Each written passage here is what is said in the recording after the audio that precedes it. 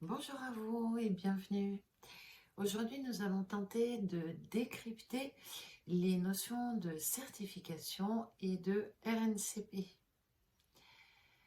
Alors, en commençant par la notion de certificat et de formation certifiante. En France, le terme certificat n'est pas protégé. Il atteste simplement que vous avez suivi avec succès un programme de formation délivré par un organisme de formation. C'est aussi simple que ça.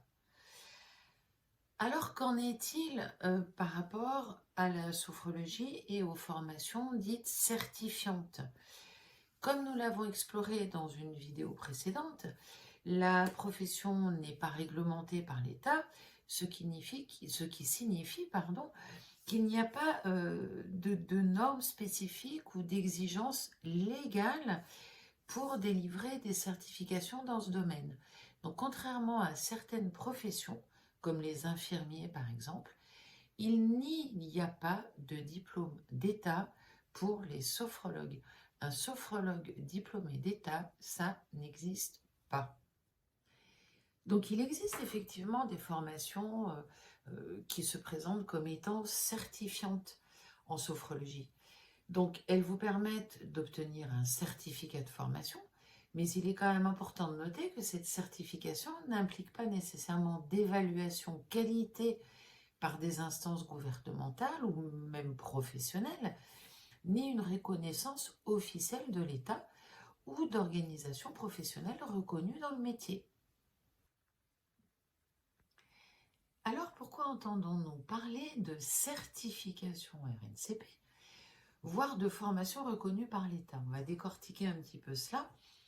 RNCP signifie Répertoire national des certifications professionnelles et ce répertoire est géré par France Compétences, un organisme gouvernemental. Le RNCP recense tous les diplômes, titres professionnels et certificats de qualification professionnelle reconnus par l'État comme permettant l'exercice d'un métier. Alors le point clé ici est la fin de la phrase, comme permettant l'exercice d'un métier.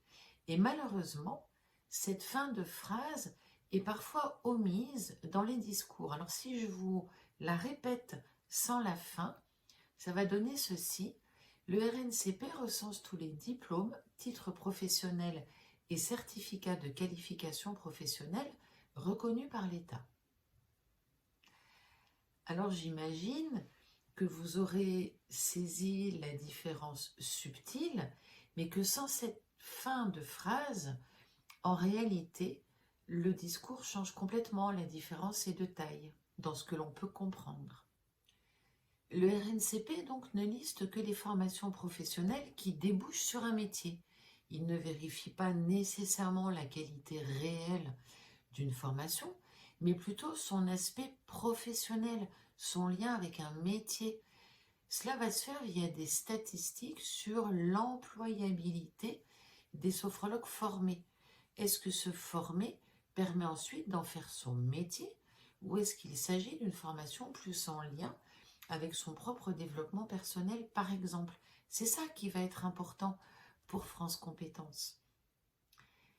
En revanche, un dernier point à noter est que l'enregistrement au RNCP d'une formation va faciliter le financement de cette formation via le CPF, le compte personnel de formation. Il est quand même à noter que de moins en moins de formations au métier de sophrologue sont enregistrées au RNCP et qu'il devient de plus en plus compliqué de trouver des financements. Mais c'est pareil, j'y reviendrai dans une vidéo dédiée au prix et au financement.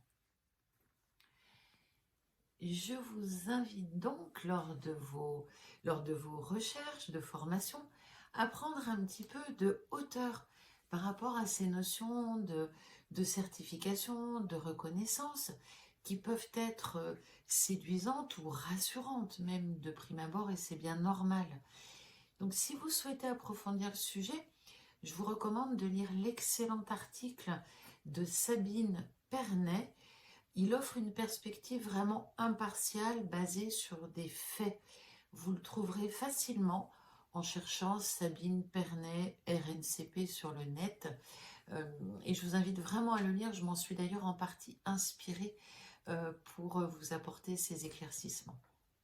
Donc merci de nous avoir rejoints aujourd'hui. Si cette vidéo vous a été utile, n'oubliez pas de liker, de vous abonner, de partager vos questions ou vos commentaires. Nous vous préparons d'autres vidéos sur les durées de formation, les prix, les critères de choix. Et bien évidemment, n'hésitez surtout pas non plus à nous contacter par mail, par téléphone. Nous serons toujours ravis de prendre le temps d'échanger avec vous sur ces sujets. À bientôt!